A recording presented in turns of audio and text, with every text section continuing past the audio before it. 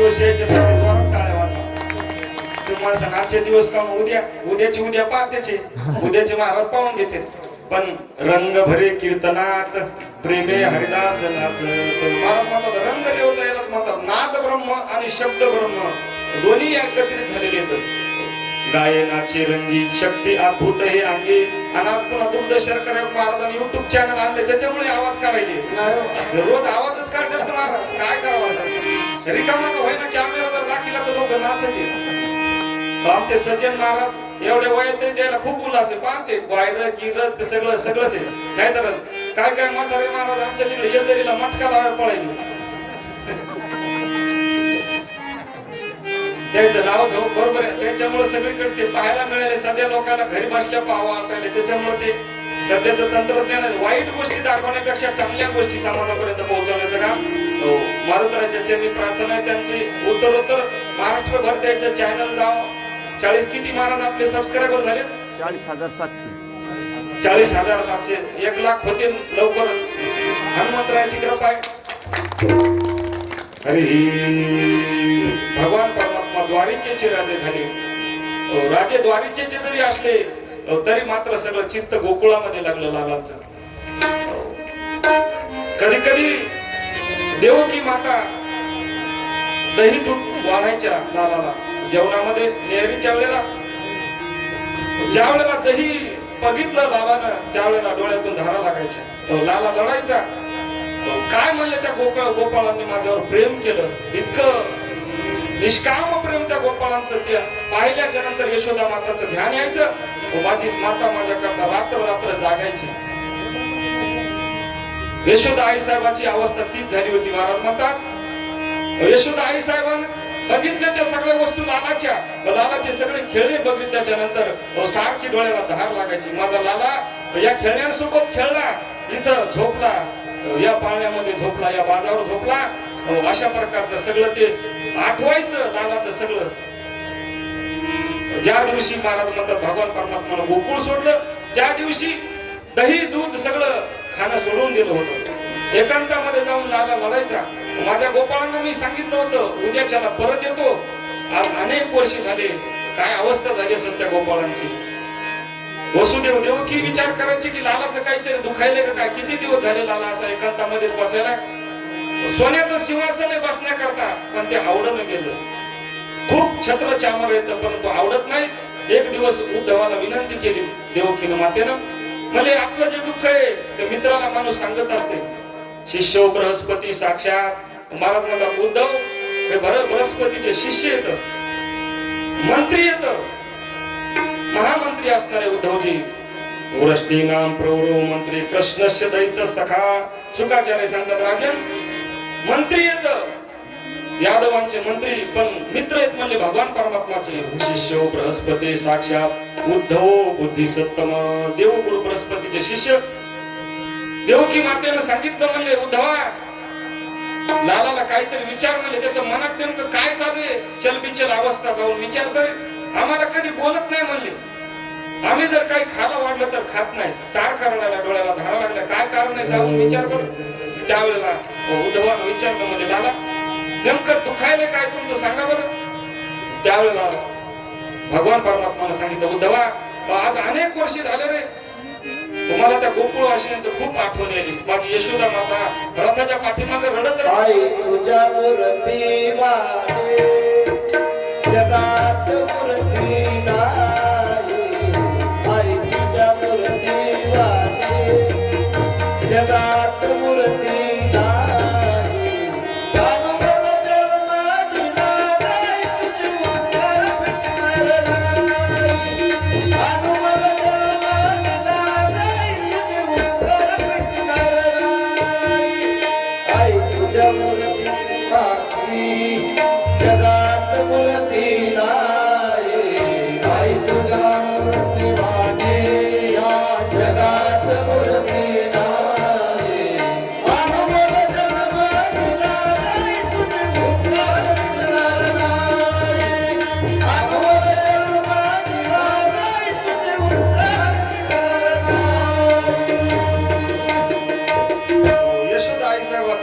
आल्याच्या नंतर महाराज म्हणतात किती जरी यशोदा आई साहेबाला वापस दिलं तरी तिचे उपकार फिटणार नाहीत.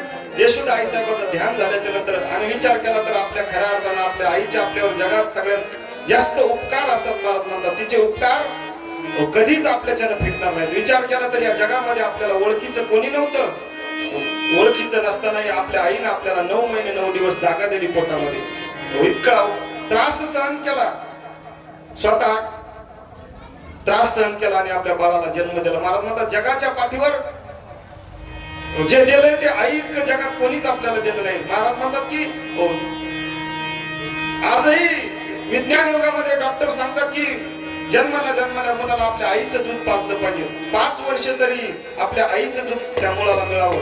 परंतु सौंदर्य शास्त्र सांगते तुमचं सौंदर्य बिघडतंय, परंतु मातृत्व इतकं सौंदर्य जगामध्ये दुसरं कोणतंच नाही. महाराज म्हणतात त्या दुधाचं सामर्थ्य, त्या दुधामध्ये आईच्या कॅल्शियम असते. महाराज म्हणतात आजही आपल्या हाडामधलं कॅल्शियम कमी झाल्याच्या नंतर आपले गुडघे दुखतात. शेवटी महाराज म्हणतात आईचं दूध हे महाराज म्हणतात ते शेवटपर्यंत राहते आपल्या शरीरामध्ये. आपलं शरीर भस्म होते, जळून भस्म होते, पण शेवटी काय शिल्लक राहते? सावडायच्या दिवशी महाराज म्हणतात फक्त आपले हाड शिल्लक राहतात. मोठमोठाले लाकडं जळून भस्म होतात, मोठमोठाले टायर सुद्धा जळून भस्म होतात, पण हाड शिल्लक राहतात. अजूनही बघा आपण ते हाड कशाचे बनलेले आहेत तर त्या आईच्या दुधाचे बनलेले आहेत. महाराज म्हणतात आईच्या दुधापासून त्या हाडाची निर्मिती झाली. त्या दुधामध्ये एवढं सामर्थ्य आहे की शेवटपर्यंत जर काही राहत असेल तर ते दूध राहते. म्हणून त्या दुधामध्ये महाराज म्हणतात एवढं मोठं सामर्थ्य आहे. म्हणून जगाताच्या पाठीवर एखादा महामूर्ख जर आपल्या आई वडिलाला जर कोठ्यामध्ये ठेवीत असेल, बाहेर जगामध्ये कितीही मोठा असला तरी महाराज म्हणतात त्याचं मोठे पण काहीच कामाचं नाही. जगाच्या पाठीवर सगळ्यात मोठं कोणी असेल तर ते आपले आई वडील येतं. म्हणून हे उपकार महाराज म्हणतात कधीच आई माझी मायेचा सागर अशा प्रकारचं सामर्थ्य त्या आईमध्ये आहे. दूध दिलं, रक्त दिलं स्वतःच. म्हणून एखाद्या वेळेला जर आपल्याला रक्त जर लागत असेल आणि रक्तगट जर ओळखीचा नसेल, आपल्याला मिळत जर नसेल तर डॉक्टर सांगतात तुमच्या आईचं रक्त घेऊन या. रक्तगट तपासायची सुद्धा गरज पडत नाही. भलेही तो वेगळा गट असला तरी आईचा रक्तगट आपल्याला लागू पडतो. का तर आपल्या शरीर तिच्या रक्तापासून बनलेले. भलेही तो वेगळा गट असला तरी डॉक्टर म्हणतात आईचंच रक्त घेऊन या. बाकी सापडत जर नसेल तर हे सामर्थ्य फक्त आईच्या रक्तामध्ये, आईच्या दुधामध्ये. आणि अशा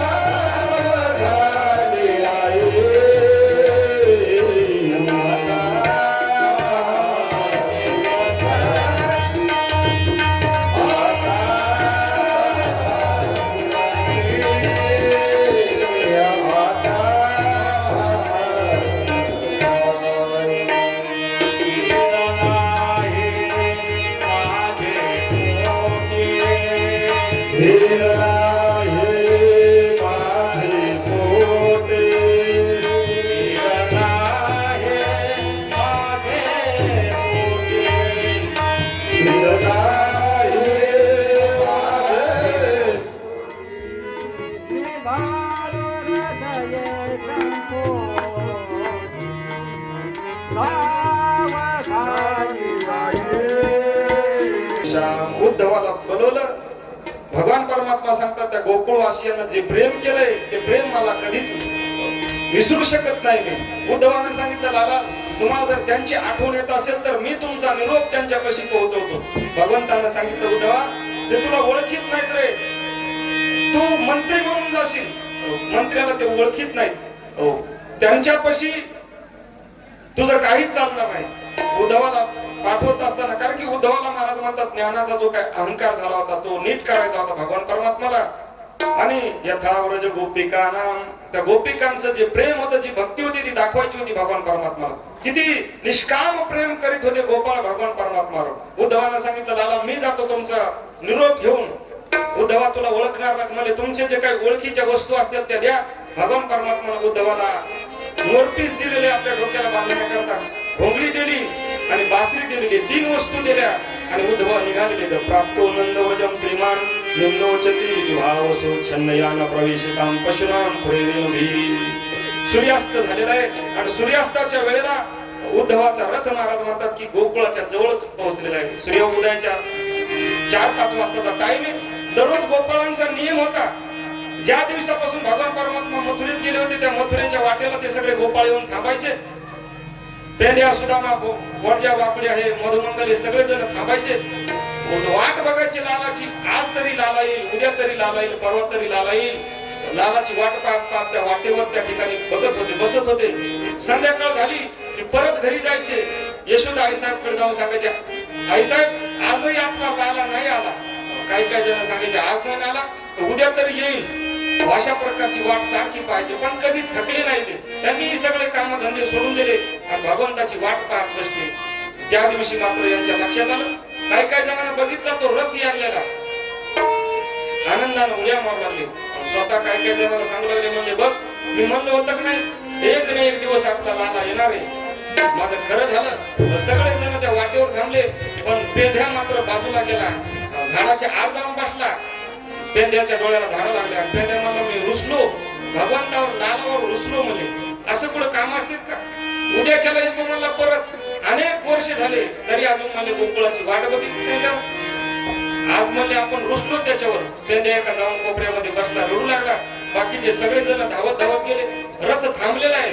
आणि ज्या वेळेला रथ थांबला त्यावेळेला पेंढ्यालाही राहवलं नाही. पेंढ्याला विचार केला, इतक्या दिवसाच्या नंतर आपला लाला आलाय, आपण त्याला जाऊन भेटलं पाहिजे. रुसू नंतर, पण अगोदर बघू द्या म्हणले काय त्याची तब्येत बिघडली का चांगली आहे कशी आहे काय नाही. धावत धावत आला. सगळे जण स्तब्ध आहेत. उद्धवाकडे बघायला, उद्धव यांच्याकडे बघायला. ओळखच राहिली नाही एकमेकाची. सारखं अपरिचित माणसासारखं बघू लागले. उद्धवानं स्वतःहून सांगायला सुरुवात केली, अरे म्हणले मी उद्धव आहे, महामंत्री आहे. म्हणले मी द्वारके माता महामंत्री आहे, बृहस्पतीचा शिष्य आहे.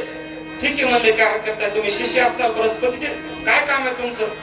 उद्धवानं सांगितलं, आमचा मित्र आहे म्हणले कृष्ण, आज तो द्वारकेचा राजा आहे आणि त्याला तुमची आठवण यायली आणि आठवण आल्यामुळं त्यांचा निरोप घेऊन मी इथपर्यंत आलो. त्यावेळेला गोपाळांना राग आला. गोपाळ म्हणतात, ठीक आहे म्हणले, काय हरकत नाही, आठवण यायली त्याला आणि पाठवले तुम्हाला, असं पुढे जमत असते का? मग त्याला जर आठवण यायची येते तर मग तो का नाही आला? ते म्हणले त्याच्या पाठीमागे काम आहे, तो राजा आहे. ठीक आहे म्हणले, राजा जरी असला ना तर तुम्ही काय करा, इथून असंच वापस जा उद्धवा, त्याला जाऊन सांगा मेल्या त्या गोपिका त्यांची राख झाली, वाजवी मुरली तया ठाया. सगळ्या गोपिका आणि गोपाळ म्हणतात, उद्धवा असंच वापस जा आणि त्याला सांगा म्हणजे सगळेजण मेले ते गोकुळातले, त्यांची राख झाली. इतक्या रागाच्या भरामध्ये एकीकडे रडतात, एकीकडे. त्यावेळेला उद्धवाला सांगितलं, तो लाला खूप कामामध्ये.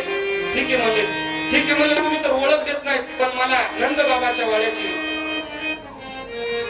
जागा दाखवा, नंद बाबाचा वाडा दाखवा मला. कुठे तो वाडा? गोपाळांना सांगितलं, उद्धवा अशाच या ही जी नदी आहे ना, त्या नदीनं जा म्हणले. ज्या ठिकाणी या नदीचा उगम आहे का तिथं मात्र यशोदाचं घर आहे, नंद बाबाचं घर आहे. त्या नदीनं महाराज म्हणतात, उद्धवजी गेले. ओढा तयार झाला होता, ओढ्याच्या काठाकाठानं गेले. एके ठिकाणी महाराज म्हणतात, हजारो लाखो गायीच्या डोळ्यातून त्या पाणी येऊ लागलं, गोपिकांच्या डोळ्यातून पाणी येऊ लागलं, यशोदा आईसाहेबाच्या डोळ्यातून पाणी येऊ लागलं. त्या पाण्याचा जो प्रवाह होता त्याची नदी तयार झाली होती. एवढं प्रेम भगवान परमात्म्यावर करायचे. उद्धवजीने बघितली ती अवस्था. यशोदा आईसाहेबाची सुद्धा वेड्यासारखी अवस्था झाली होती. पाण्याला धोका देऊ लागल्या. उद्धवजी म्हणाले, कोण आहे पाण्यामध्ये? ते म्हणजे थांबा, बोलू नका. का तर म्हणजे लालाला नेमकीच झोप लागली. त्यावेळेला उद्धवाच्या लक्षात आलं, म्हणजे आईची अवस्था वेडी झालेली, वेड्यासारखी झालेली. वेडा झालो वेड्यांच्या गावालो. जोपर्यंत माणूस महाराज म्हणतात की त्या ध्येयासाठी वेळा होत नाही, तोपर्यंत ते ध्येय प्राप्त होत नाही. म्हणून ध्येय वेळी काय माणसाला काय म्हणतात, ही माणसं ध्येय वेळी आहेत, त्या ध्येयाला वेळे झाले पाहिजे. जगताने एकदा ठरवावं की हा माणूस वेडा झालाय. वेडेच माणसं महाराज म्हणतात इतिहास घडवत असतात आणि वेड्यांनी घडवलेला इतिहास शहाणी माणसं वाचत असतात. हा सध्याचा इतिहास आहे. अशा प्रकारची अवस्था झाली उद्धवाची. बघितली उद्धवानं, म्हणजे यशोदा आईसाहेबाची जर ही अवस्था आहे तर राधा पुढे. राधानं सांगितलं म्हणजे निकुंज वनामध्ये आहे. आला होता ब्रह्मज्ञान सांगण्याकरता, निकुंज वनामध्ये गेला. त्यावेळेला महाराज म्हणतात तिथं राधेची अवस्था बघितली. शुकाचार्य सांगतात की राजन, राधा एका भोंग्याकडे पाहून काय म्हणू लागलेली. भोंग्याकडे पाहून म्हणाले, अरे भोंग्या, भ्रमर गीत शुकाचार्यांनी या ठिकाणी सुंदर तयार केलेले आहे. ऋण झुनो ऋण झुनो ऋण झुनो ऋण झुनो ऋण झुनो रे भ्रमरा साठी तू अवगुण रे भ्रमरा साठी तू अवगुण रे भ्रमरा साठी तू अवगुण रे भ्रमरा ऋण झुनो ऋण झुनो रे भ्रमरा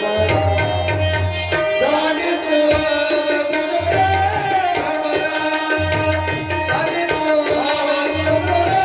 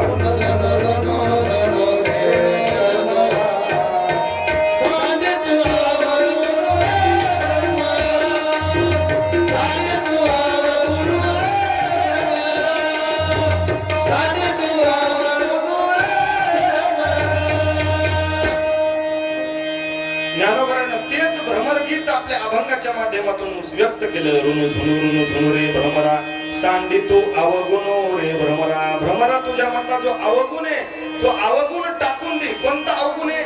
ती गोपिका म्हणते मृगयुरी व कपिंद्र विविधे लुब्ध धर्मा. अरे जसा तू काळा आहे ना तसा तू बी आमचा काळा आहे म्हणले. कोणता? ते द्वारकेमध्ये जाऊन बसलेला खाईचा चिकाळा अनादि बहु काळा मधुपित कितो बंधू स्पास प्रशांगी सपज्ञा. तो आमचा काळा प्रियकर कपटी आहे. जसा तू काय करतो या कमळावरून त्या कमळावरून त्या पाकळीवरून त्या पाकळीवरून त्या पाकळीवरून त्या पाकळीवर फिरत राहतो तशा प्रकारचा तो म्हणजे सगळ्यांच्या हृदयाचा चोर आहे. तो सगळ्यांच्या हृदयाचा मकरंद घेऊन गोपाळा त्या याच्यात जाऊन बसलेला द्वारकेमध्ये. जसा तुझा कलर आहे तसाच तो आणि तो काळा म्हणजे इतका कपटी आहे की राम अवतारामध्ये त्यानं वालीला लपून मारलं होतं. वालीचं उदाहरण दिलं त्या मृगयुरी व कपिंद्र विवधे लुब्ध धर्मा. त्या कपट्यानं काय केलं म्हणजे वालीलाही मारलं. पुन्हा बरं म्हणजे शूर्पणखेचं काय घोडं मारलं होतं. बिचारी लग्न करायसाठी आली होती ना, याच्या भावासंग लग्न करायला आली होती, पण यानं काय केलं तिचं नाक तोडून टाकलं, कान तोडून टाकला. एवढा हा कपटी आहे. आणि दुसरे उदाहरण देत असताना म्हणजे कावळा जसा त्या ठिकाणी हे करतो तशा प्रकारचा हा कपटी आहे. यानं काय केलं त्या बळीलाही पाताळामध्ये नेऊन ठेवलं. पुण्यवंत पाताळ लोकी नेला, दरिद्री तो भाग्यवंत केला, चोरट्याचा बहुमान वाढविला, धुंद झाला तुझा दरबार. चोरटा कोण होता? वाल्मिक. चोरटा वाल्मिक म्हणले इतक्या चोऱ्या केल्या आणि मग रामायण लिहिलं. मग चोरट्याचा बहुमान वाढवला म्हणजे अशा प्रकारचा कपटी आहे. पुण्यवान असताना बळी पाताळामध्ये नेऊन ठेवला. असं ते भांडू लागलेले त्या भोंग्याला. उद्धवानं विचार केला म्हणजे नेमकं भांडण चाललंय कोणासोबत. भोंग्याला म्हणावं तर भोंग्याला काही बोलतात नाही, पण भोंग्याच्या रूपानं म्हणजे भगवान परमात्माला त्या भांडायला येतात. महाराज म्हणतात त्यांच्या भांडणातही भगवान परमात्मा प्रसन्न होत होता. करू आवडीने वाद तुमच्या सुखाचा संवाद. ते भांडणही गोड लागू लागलं. आणि उद्धवानं बघितलं त्यांची अवस्था. तर महाराज म्हणतात हे ब्रह्मज्ञान सांगण्याकरता आले होते.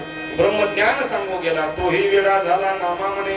भगवंताला सांगितलं होतं म्हणजे देवा माझ्यासोबत 4 व्हीलर गाडी आहे, मी काय म्हणजे आता जातो आता येतो, लगेच वापस येतो म्हणले होते.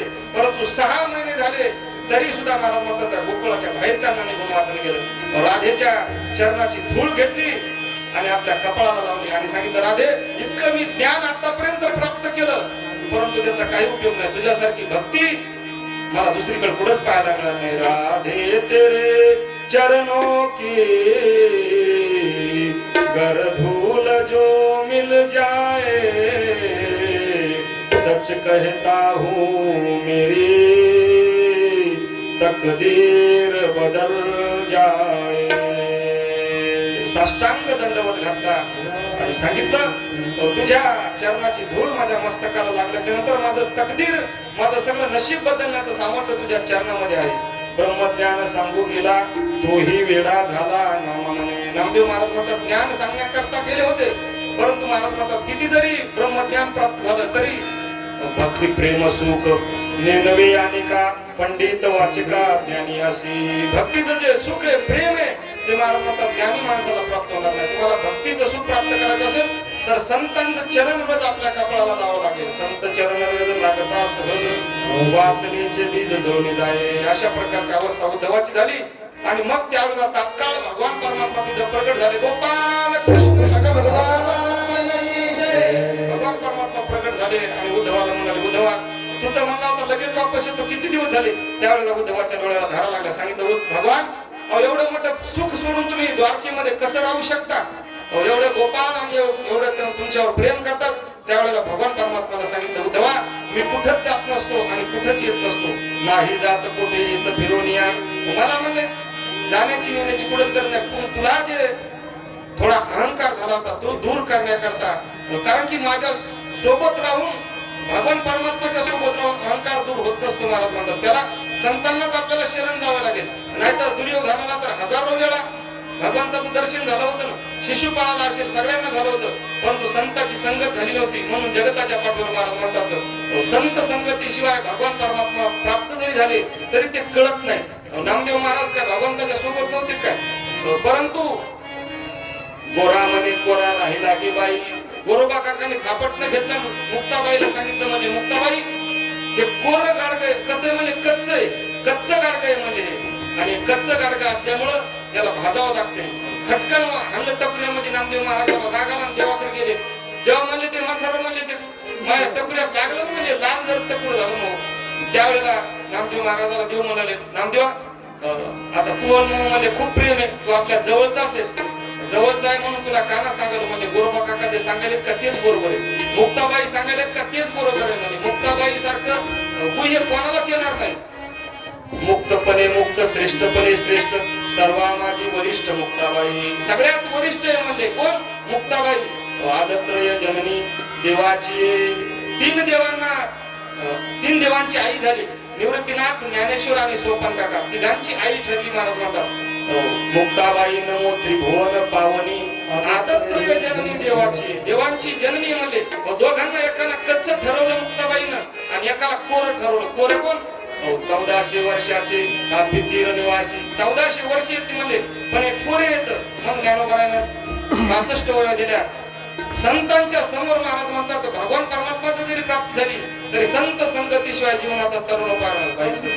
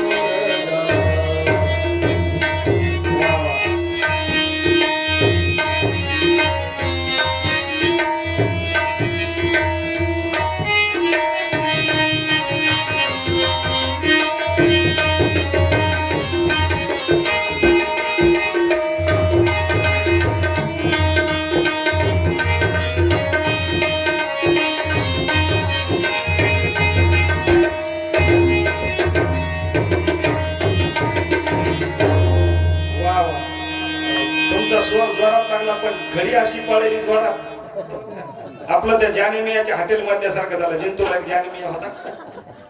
गुलाबजामुची चव इतकी जोरात लागायची त्याच्या चव येणं संपणं तसंच झालंय आपलं आजचं. संपत झाला आपला टाइम संपला. एक 5 मिनिटामध्ये चरित्र सांगून आपण पुढे जाऊ. बरोबर 5 ला आपल्याला थांबायचे. शुकाचार्य सांगतात राजन भगवान परमात्मानं इतकं प्रेम दिलं सगळ्यांना आणि त्या प्रेमाच्या जेव्हा महाराज म्हणतात थोर प्रेमाचा भुकेला हाची दुष्काळ तयाला धन धान्य त्याला काहीच आवडत नाही. जसं गोपाळांनी भगवंतावर प्रेम केलं तशी एक व्यक्ती आहे म्हणजे आजही ती भगवान परमात्मावर इतकं प्रेम करते. भगवान परमात्माचा मित्र म्हणून नातं जोडलं भगवान परमात्माशी सगळ्यांनी. ते गोपाळांचं नातं होतं आमचा लाला आमचा बाल सखा आहे. तसंच नातं भगवान परमात्माशी जोडणारे शुकाचार्यांच्या डोळ्याला धारा लागतात. शुकाचार्य सांगतात राजन हरिही कृष्ण शासित सखा कश्चित ब्राह्मणो ब्रह्मवित्तम विरक्त इंद्रियार्थेषु प्रशांतात्मा जितेंद्रिय. कृष्ण शासित सखा कश्चित ब्राह्मणो ब्रह्मवित्तम. तो ब्राह्मण आहे ब्रह्मज्ञानी आहे आणि कसं आहे तर विषयापासून विरक्त आहे शांत चित्त आहे. कितीही जीवनामध्ये दुःख आलं तरी प्रशांत आत्मा आहे. अशा प्रकारचा किती जीवनामध्ये दुःख आलं तरी महाराज म्हणतात तो कधीच डळमळून जात नाही. वार्षी येविन सागरू जैसा जळे नित्य निर्भरू तैसा निरुपचारू संतोषी जो संतुष्ट सततम योगी यात्मा दृढ निश्चय. महाराज म्हणतात वार्षी येविन सागरू पाणी नाही पडलं तरी समुद्राचं पाणी कमी होत नाही आणि किती पडलं तरी वाढत नाही. तैसा नित्य निरुपचारू संतोषी जो. तशा प्रकारचा महाराज म्हणतात मान आणि अपमान अनपेक्ष सुचिरदक्ष उदासीनो गतव्य सर्वानंद परित्यागी येवमत भक्त समे प्रिय जयाच्या ठाई पांडवा नाही अपेक्षे रिगावा सुखाशी चढावा जयाचे असणे. जगताला फक्त सुख देणार आहे आणि ते सुख देणारे कोण होते तर सुदामजी होते. त्यांची पत्नी पतिव्रता पतिम प्राह मुलायता वदनीनसा. आपल्या पतीच्या जीवनामध्ये समाधान मानणारी पतीच्या दुःखामध्ये दुःख मानणारी अशा प्रकारची पत्नी सुशीला. इतकं विभिन्न अवस्था आहे महाराज म्हणतात त्यांची 18 विश्व दारिद्र्य आहे. 18 विश्व म्हणजे 18 गुणिले 20 म्हणजे 360 दिवस त्यांच्या घरात चूल पेटत नाही. त्यांना म्हणायचं 18 विश्व त्यांचं दारिद्र्य होतं. पाऊस आला तर डायरेक्ट घरात येत होता. ऊन आला तरी घरात. थंडीमध्ये थंडी लागत होती. प्रचंड मोठं दुःख आहे जीवनामध्ये दारिद्र्याचं दुःख.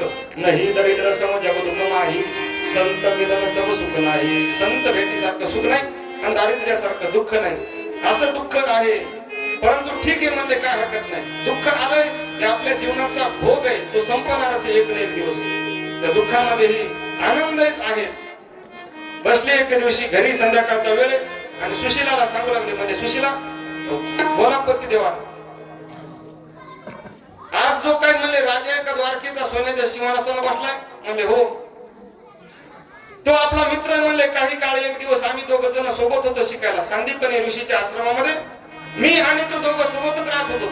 एकाच आसनावर आपण कधी कधी एखादा साहेब झाल्यानंतर तर आपण म्हणतो आम्ही सोबतच शिकलेलो होतो. ते झाला साहेब आणि तू आला ढोराकडे. कारण काय असेल ते ओळखीलं पाहिजे. म्हणजे आम्ही एकाच हॉस्टेल मध्ये होतो. एकच सगळं आमचं म्हणजे एकच होतं सगळं. परंतु त्यानं अभ्यासावर लक्ष दिलं आणि मी मात्र खिशी हाणण्यावर लक्ष दिलं. म्हणजे पेन हाणलावलो कोणाच्या वया हाणलावलो तसं झालं. म्हणजे हे आम्ही सोबतच शिकलो. आमचा लंगोटिया यार होता.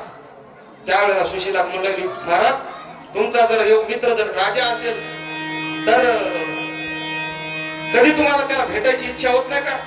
ते म्हणजे अजिबात नाही. भेटायला जायचंच नाही म्हणले. म्हणले का जाणार नाही. मी जर त्याला भेटायला जाऊ तर लोक काय म्हणतील काहीतरी मागायला आलं. तो त्याच्या द्वारकेचा राजा आहे मी माझ्या झोपडीचा राजा आहे. मेलो तरी हरकत नाही पण त्याला काहीच मागणार नाही. काही मागणे हे अनुचित वडिलांची आम्हाला काहीच मागायचं नाही. त्यांना तुका म्हणे करी ब्रह्मांड ठेंगणे हात पसरी जिने धिगत्याचे. मी त्यांच्या समोर जाऊन काहीच मागणार नाही. सुशीलाने सांगितलं मी तुम्हाला मागा म्हणणार नाही पण भेटायची तरी कमीत कमी इच्छा. ते म्हणले भेटायची तर खूप इच्छा आहे पण आता या वयामध्ये जमणार नाही शक्य. आता म्हणले शरीर थकलेलं आहे. सुशीलाने सांगितलं तुम्ही फक्त मनामध्ये निश्चय करा. निश्चयाचे बळ तुका म्हणे. तुमचा जर निश्चय पक्का असेल तर तो तुम्हाला नक्कीच देईल. आणि त्यावेळेला सुशीलेचं जे ऐकलं महाराज त्यांनी आणि पण जाण्याकरता भेटण्याकरता आपल्या सगळ्याला कथा भाग माहितीये. 3 मुठी पोहे सुशीलाला मागून आणले पतीजवळ दिलेले आणि त्यावेळेला महाराज म्हणतात की निघाले चले श्याम सुंदर को मिलने सुदामा. भेटण्याकरता निघाले. थकलेलं शरीर भगवान परमात्माने गाडी वाहनाचं रूप धारण केले, गाडीमध्ये बसून गेलं. जात असताना विचार लागले म्हणे कुठे चालले? टाइम कमी, चहा बी आला त्याच्यामध्ये, जाऊ द्या घ्या. तर त्यावेळेला महाराज म्हणतात अशी अवस्था आहे त्यांची. निघाले आणि निघाल्याच्या नंतर भगवंत विचारू लागले म्हणे सुदामा, तुमचं नाव सुदामा जर असेल तर म्हणजे असे काऊन अवस्था? ते म्हणले माझे भोग आहे माझ्या जीवनातला. म्हणजे नेमकं कुठं चालत? म्हणजे द्वारकेचा राजा आमचा मित्र आहे, आमचा लंगोटी आहे. त्यावेळेला म्हणजे तो लंगोटी आहे रे आणि तुम्ही असे का? मग आता तो तुम्हाला ओळख देईल का? त्यांनी सांगितलं त्याला फक्त भाव लागतो. म्हणजे गरिबी श्रीमंती जातपात भेद हे वर्ण कधीच तो बघत नाही. न पाही अति कुळाचा विचार किंवा काही लगे भावाची कारण तुका म्हणे आनंद धर्माची. त्याला फक्त भाव लागतो. म्हणजे भाव का भूका हुमय भाव ही भससार हे भाव से मुझसे भजे तो भव से बेड़ा पार हे भाव बळे आकळे रविना करे कैसा करतारे आमरे कैसा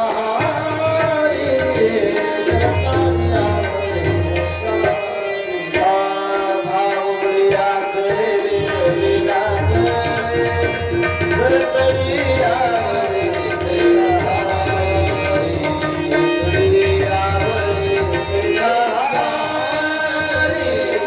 करतरिया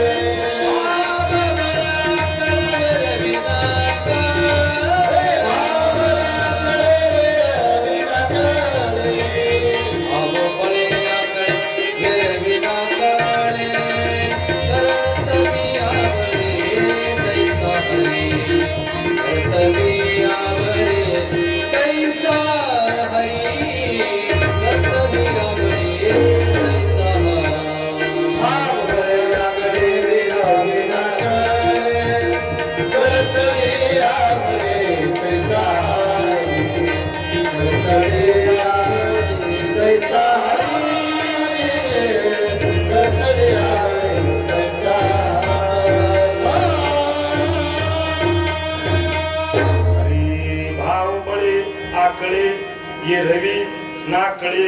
येरवी कळणार नाही महाराज म्हणतात. करतळे आवळे तैसा हरी. तो भगवान परमात्मा तुम्हाला प्राप्त होईल.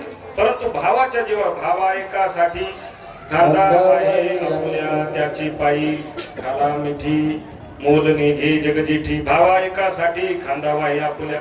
त्यावेळेला लालाच्याही लक्षात आलं की सुदामा म्हणले लहानपणी जसा होता तसं त्याचा अंत करणे जवळ नेऊन सोडलेले आणि द्वारपाळापाशी म्हणजे ही जी महाल आहे सोन्याची नगरी येतील याचीच आहे म्हणे लालाची जे कृष्णाची जे जाऊन द्वारामध्ये गेलेले तर आणि द्वारपाळाला बघितलं. द्वारपाळाला काय म्हणाले सुदामजी?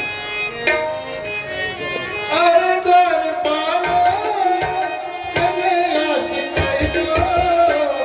अरे द्वारपाला कन्हैया शिकायतो. इधर बेसुधा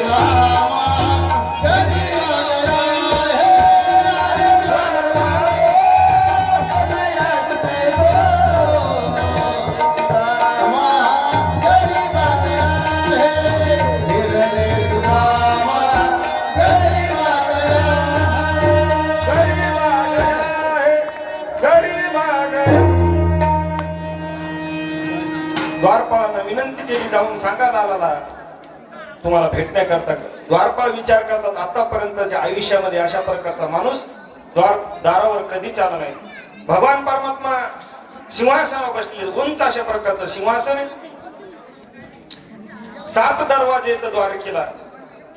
7 दरवाजे पार करून ज्यावेळेला द्वारपाल गेला, त्यावेळेला भगवान परमात्माचं लक्षच होतं द्वारपाळ काय म्हणतो ते. भगवान परमात्माला तो सांगू लागला, भगवान अशा प्रकारचा माणूस आम्ही बघितला दारावर आलेला. शीश पगान जगातन पे प्रभू ज्याने को आये बसे ही गामा. प्रभू त्याच्या डोक्याला छत्र कोणत्याच प्रकारचे नाही, म्हणजे शीश पगान जगा, डोक्यालाही काही नाही आणि शरीरामध्ये म्हणजे काहीच नाही, वस्त्र सुद्धा नाही, काही उघडच शरीर होतं सगळं.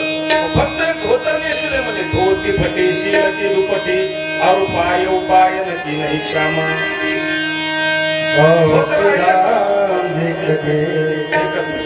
धोतर फाटलेलं आहे, धोती फटी शिलटी दुपटी और पाय उपाय नकी नाही क्षमा. शर्टही नाही, फक्त धोतर फाटलेले, पायामध्ये काय नाही.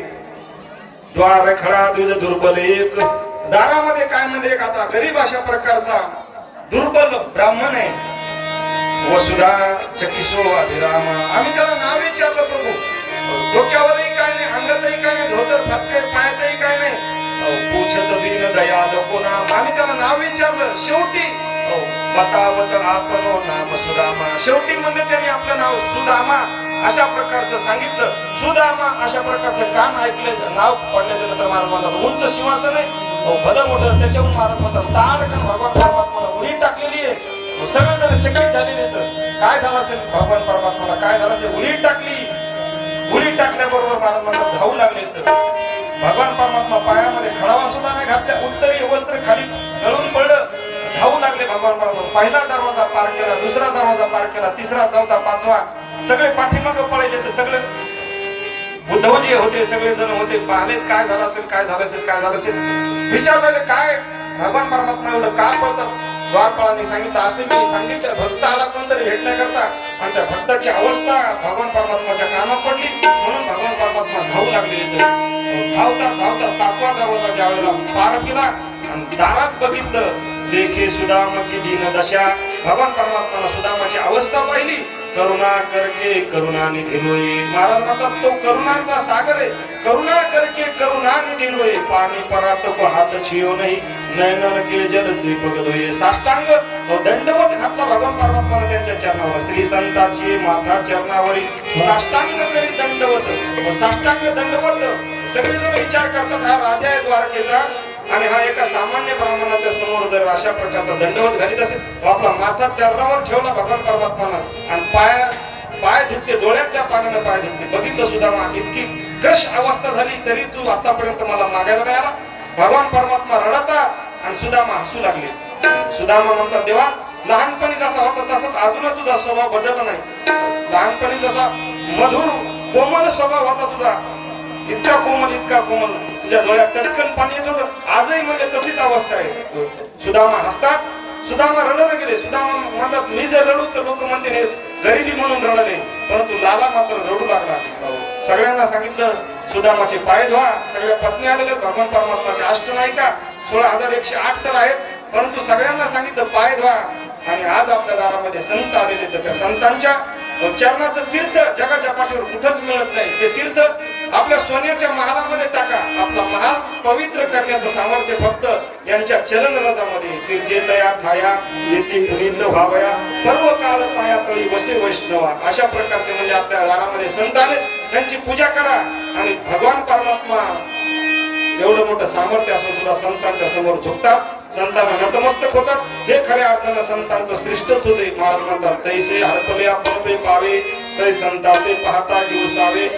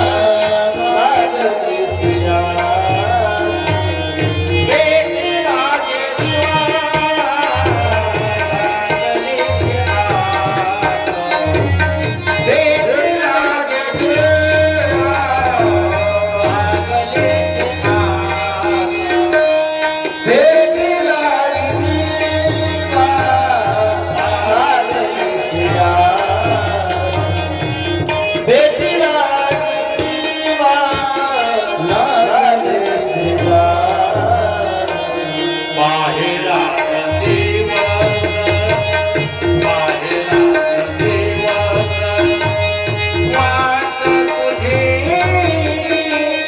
देखिला लाल दिसरा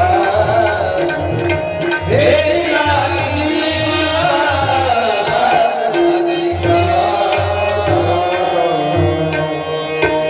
सुदामजीला महाराज म्हणतात, सुदामा ब्राह्मण दुःखे दारिद्र्य पिढीला मुष्टीभर पोहे घेऊन त्याच्या भेटीला गेला. शुद्ध भाव देखून या गाव सुवर्णाचा दिला गा. सोन्याचा गाव दिला म्हणजे मला सोनं नको, फक्त तू पाहिजेस.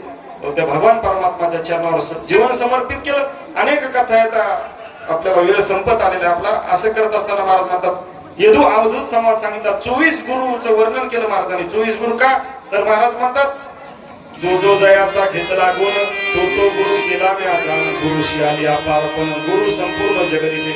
ज्याच्याकडून जे चांगलं मिळालं ते तो गुण घेतला महाराज म्हणतात. जो चांगला गुण आहे, तुमच्याकडे जर चांगला गायनाचा गुण असेल तर तुम्ही घेणं गरजेचं आहे. वाजवण्याचा गुण असेल तर वाजवण्याचा गुण घेणं गरजेचं आहे. हे गुण घेणं गरजेचं आहे. तुमची चांगली चप्पल दिसली तर ती बी घेणं गरजेची आहे. तसं नाही महाराज म्हणतात, जे जो जो जयाचा घेतला गुण तो गुरु केला मैदान. दत्तात्रयाने 24 गुरु केले सगळे. मग त्याच्यामध्ये लहान मुलगा आहे, कुमारिका मुलगी आहे, आजगर आहे, हे असे 24 गुरु येत. एक वेश्या आहे. हे सगळं चांगला गुण त्यांच्याकडे दिसला. दुर्योधनाला जसा वाईट गुण दिसला सगळ्या जगामध्ये, तसं धर्मराजाला सगळ्या जगात चांगलं दिसलं होतं. धर्मराजामध्ये वाईट काहीच नाही. तसं आपली दृष्टी महाराज म्हणतात, आपली जशी दृष्टी असेल तसं आपल्याला जगत दिसते. म्हणून दृष्टी बदलणं महत्वाचं आहे. एखाद्या माणसाला जर महाराज म्हणतात कावीळ जर झाला असेल तर त्याला सगळं जग कसं दिसते, पिवळं दिसते. तशा प्रकारे आपली दृष्टी महत्वाची आहे. दृष्टी जर चांगली असेल तर जगतही चांगलं दिसते. म्हणून जो जो जयाचा घेतला गुण तो गुरु केला माझा. गुरुशी आले अपारपण जग संपूर्ण गुरु दिसे. संपूर्ण जगतच दत्तात्रयाचा संवाद. आणि शेवटी महाराज म्हणतात की गांधारीचा शाप भगवान परमात्माच्या कुळाला लागला. भगवान परमात्माचं खूप मोठं यादव कुळ वाढलं आणि एक दिवस संतांचा अपराध केला त्यांनी. सांब नावाचा मुलगा भगवान परमात्माचा, त्याला साडी नेसली, ऋषीकडे गेला. सांगितलं काय होणार आहे सांग. ऋषीला राग आला आणि सांगितलं तुला मुसळ होईल आणि त्या मुसळामुळे सगळ्या कुळाचा त्या ठिकाणी नाश होईल. ऋषीचा शाप लागला. संतांचा अपराध भगवान परमात्माला सहन होत नाही. महाराज हरिदासाची कोणांना घडावी निंदा, सहात गोविंदा नाही त्याचे. कधीच देवाला ते सहन होत नाही. स्वतःच कुळ जरी असलं तरी त्याला खलास करून टाकलं. मग ते यादव महाराज म्हणतात ते स्वतःच आपापसामध्ये भांडून त्या ठिकाणी मरण पावले. शेवटी उद्धवाला सांगितलं आजपासून ठीक 7व्या दिवशी द्वारका बुडणार आहे. सगळ्यांना स्वतःचं संरक्षण करा. एक तुकडा जो राहिला होता मुसळाचा, तो एका जरा नावाच्या व्याधानं त्या ठिकाणी घेतला, त्याचा बाण केला. भगवान परमात्मा आपल्या सात्यकी नावाचा, दारुक नावाचा सारथी दारुकाला घेऊन वनामध्ये आले. द्वारका नगरी बुडाली. उद्धव म्हणतो आम्ही काय करावं, तुम्ही चालला. भगवान परमात्मा सांगितलं मी जरी जात असतो माझं अवतार कार्य संपलंय, पण माझं जे तेज आहे ते मी श्रीमद भागवताच्या रूपामध्ये ठेवलेले आहे जगतामध्ये. ग्रंथ नव्हे हा श्रीकृष्ण गीते वेधी मनपूर्ण अनन्य होता या शरण खचित वेळे जन्म मरण. भगवान परमात्माला प्राप्त करायचं असेल तर श्रीमद भागवतालाच अनन्य शरण जाणं. कारण की ग्रंथ नव्हे हा श्रीकृष्ण भगवान परमात्माचं वाङ्मयीन प्रतिमूर्ती म्हणजे श्रीमद भागवत ग्रंथ आहे. आणि अशा प्रकारे जरा नावाच्या व्याधाचा भगवान परमात्माला बाण लागल्याचं निमित्त आहे. आणि भगवान परमात्मा निजधामाला निघून गेले. गोपाल कृष्ण भगवान की जय. त्यावेळेला परीक्षितीला शुकाचार्याने उपदेश करताना सांगितलं जीवन देखे मरण होतो आत्मा. महाराज म्हणतात तो कापताही येत नाही. आजो नित्य शाश्वत वयम पुराणो न हन्य ते हन्य माने शरीर. त्याला जाळताही येणार नाही, त्याला कापता येणार नाही, त्याला बुडवता येणार नाही. शरीर हे महाराज म्हणतात वासांशी जीर्णानी यथा विहाय नवाने गृह्णाती नरोपणानी. अशा प्रकारे जीर्ण वस्त्र सांडीचे मग नूतन वेळीचे. जुना कपडा फाटल्यानंतर जसं टाकावं लागतो तशा पद्धतीचं महाराज म्हणतात हे शरीर आहे. आणि त्या शरीराला मर्यादा आहे, पण आत्मतत्व मात्र नित्य आहे, मुक्त आहे, शाश्वत आहे, चिन्मय स्वरूप आहे. तो आत्मतत्व म्हणजे मी आहे स्वतः. नाही सार दया माझी मी रामो असता सर्व सुखाशी आरामो का भ्रांता शिकामो विषयावर. मी तर प्रत्येकाच्या हृदयामध्ये आहे. आणि मग सांगितलं तू मरणार आहेस का सांग. त्यावेळेला परीक्षिती म्हणतो मला मरणच नाही तर मला मरण्याचं काही भीतीच नाही. शुकाचार्याला लक्षात आलं आपण जे सांगितलं ते बरोबर या ठिकाणी यांच्या लक्षात आलेले. शुकाचार्य कमंडल उचलला, शुकाचार्य निघून गेले. तक्षक नावाचं सर्प येत आहे. आस्तिक मुनीनं त्याला अडवलं आस्तिकाला तो शरण गेला, सांगितलं तुमचं नाव जर कोणी घेतलं तर मी तुम्हाला त्या ठिकाणी रचणार नाही. आस्तिक ऋषीच्या नावामध्ये खूप मोठी सामर्थ्य. आस्तिक अशा प्रकारचा नाममंत्र जर आपण म्हटला तर घरात जर असलेला सर्प तो निघून जातो.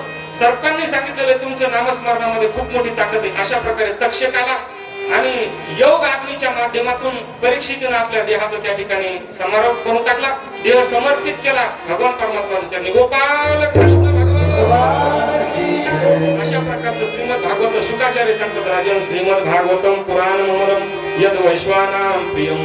वैष्णवांना प्रिय असणार सगळ्यात मोठं जर पुराण जर कोणतं असेल तर ते म्हणजे श्रीमद भागवत आहे. श्रीमद भागवतम पुराण ममदम यद वैश्वानां प्रियम. वैष्णवांना अत्यंत प्रिय आहे.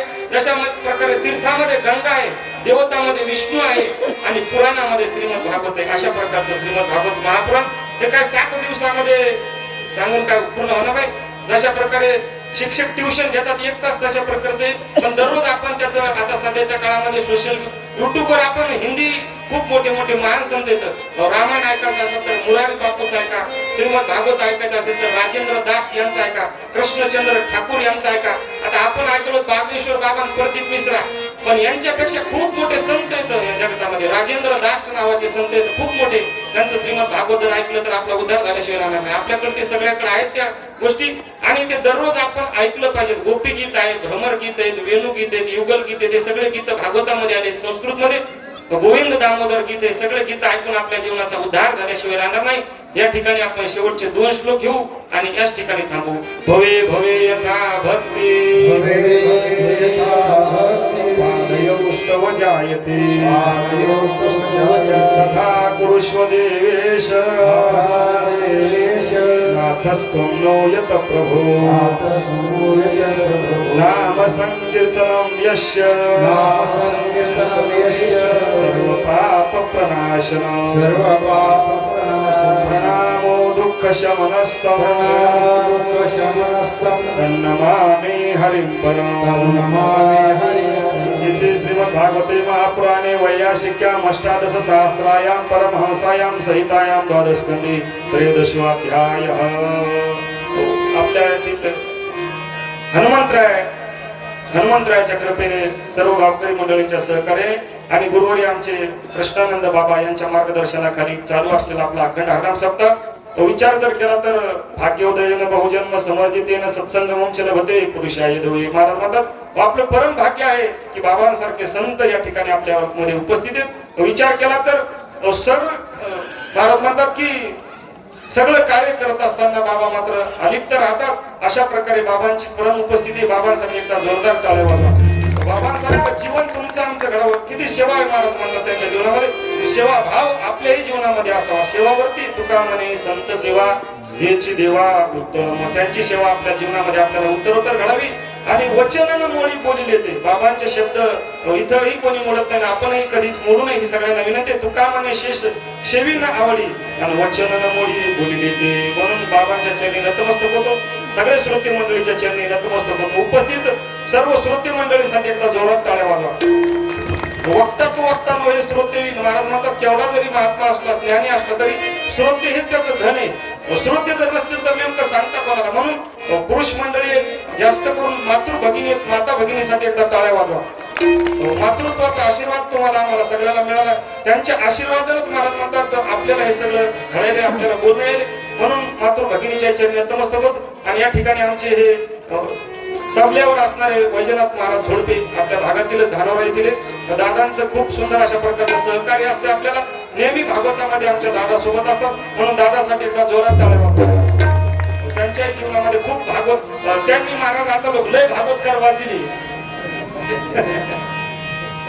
म्हणजे भागवतात वाजिले. तुम्हाला वाटलं असं दांडका घेऊन वाजिले काय, तसं नाही. त्याने लय भागवतकार वाजिले. बी काय कमी वाजिले काय 25 वर्ष झाले. आणि अशीच उत्तरोत्तर सेवा. त्याच्यानंतर आमचे बालासाहेब महाराज सुंदर गायन करतात. बालासाहेब महाराजांसाठी एकदा जोरात टाळ्या वाजवा. बालासाहेब महाराज म्हणजे अत्यंत शांत वृत्ती. जिथं नेऊन पुढं तिथं बसते.